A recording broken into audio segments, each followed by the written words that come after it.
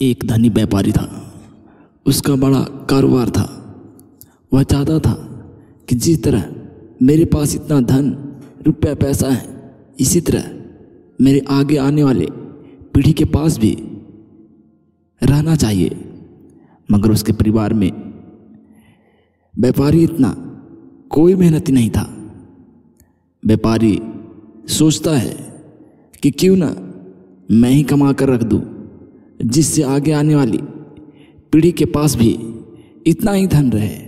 व्यापारी और परिश्रम करता है, परंतु वह हिसाब करने लगता है तो उतना ही धन होता है जिससे उसके एक ही पीढ़ी अच्छा से गुजर बसर करता।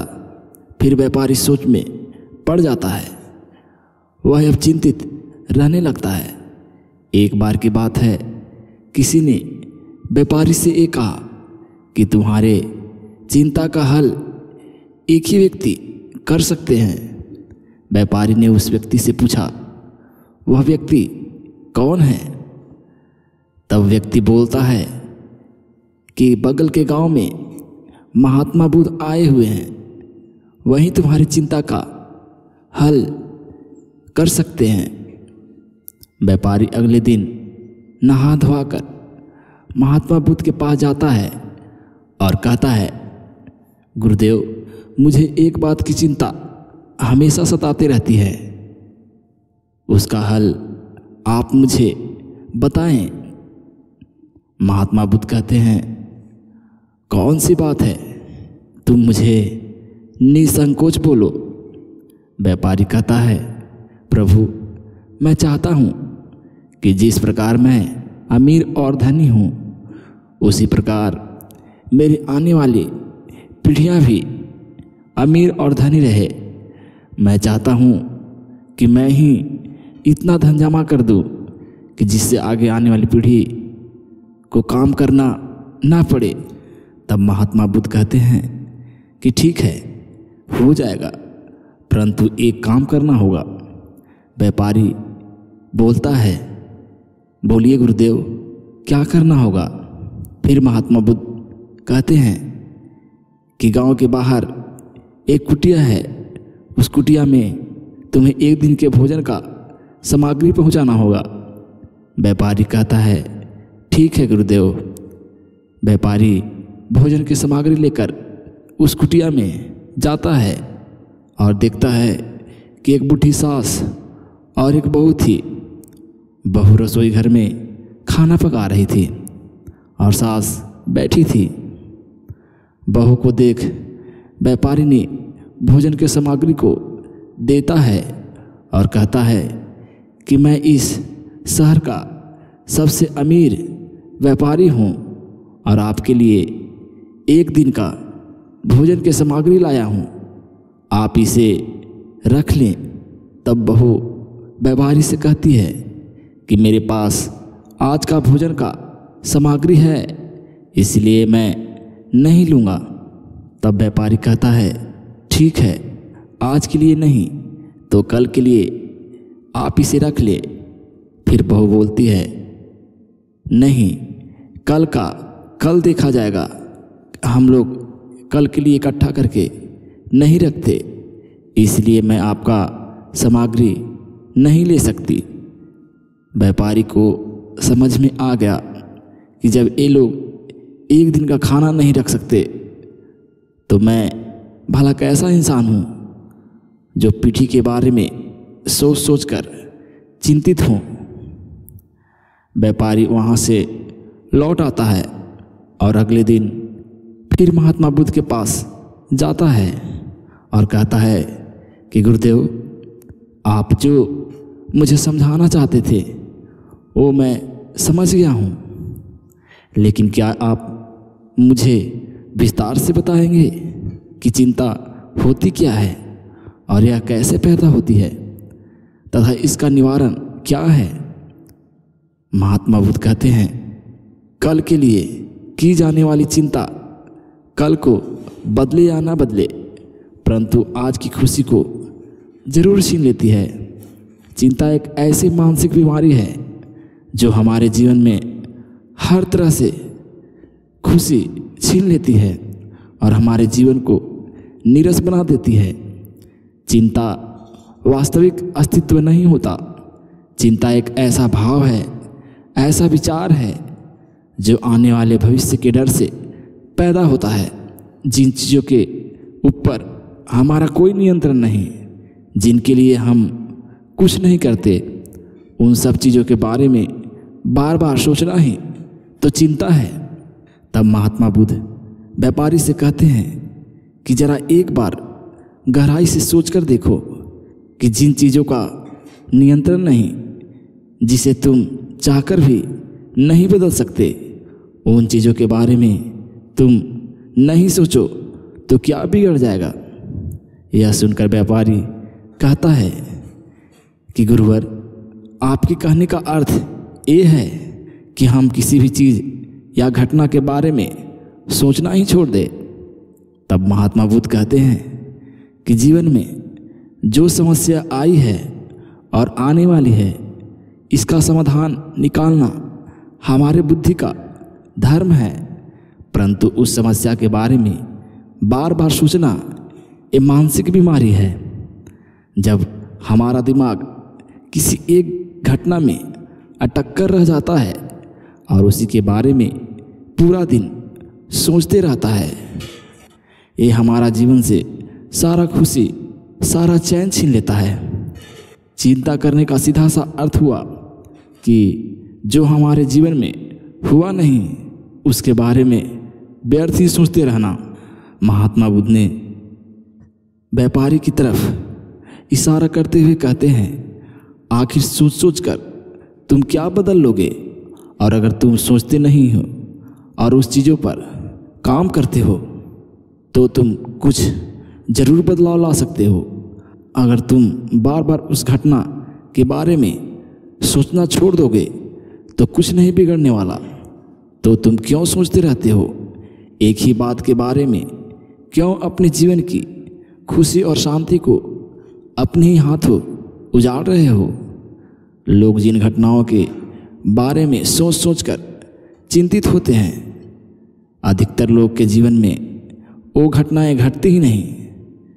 चिंता करने से तुम्हारी समस्या का समाधान नहीं होने वाला, लेकिन तुम्हारा आज का सुख और चैन जरूर चला जाएगा। तुम एक बात का अनुभव करना कि चिंता में भरा 1 घंटा तुम्हारे पूरे दिन की मेहनत से ज़्यादा थका देती है। असल वास्तविक घटना जीवन में घट भी जाती है तो उतना दुख नहीं देती जितना हम उसके बारे में सोच सोच कर किए होते हैं। फिर व्यापारी ने बुद्ध से पूछा, गुरुदेव, तो फिर आपके अनुसार जीवन जीने का सही तरीका क्या है?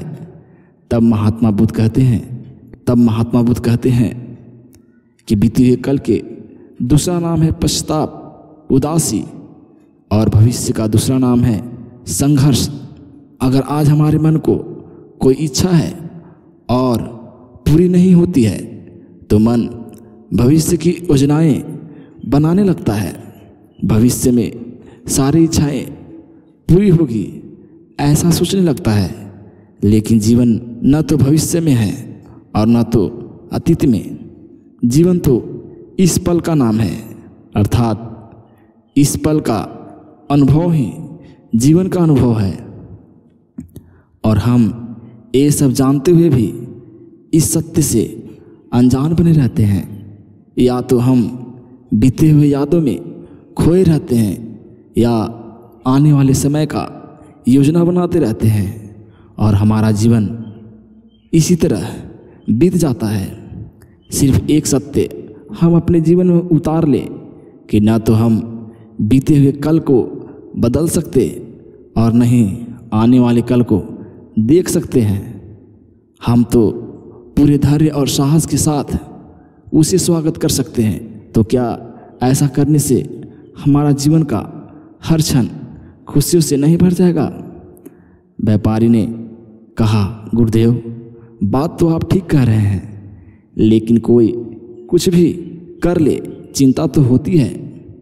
ज़्यादा नहीं तो घर परिवार की चिंता रहती ही है। तब बुद्ध कहते हैं, चिंता होना स्वाभाविक है, लेकिन उस चिंते को चिंतन में बदलना हमारा काम है।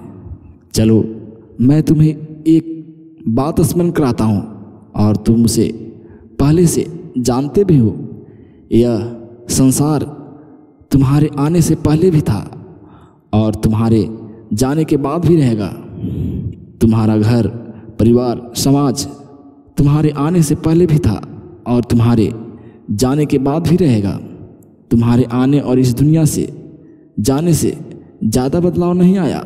वैसे भी तुम्हारे आने के बाद और जाने के पूर्व का समय तुम्हारे हाथ में है ही नहीं।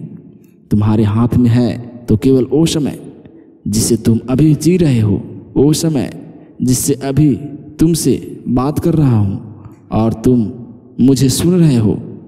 बस यही तुम्हारा हाथ में है। और हर बार इतना छोटा सा ही पल तुम्हारे पास आता है और तुरंत गायब हो जाता है।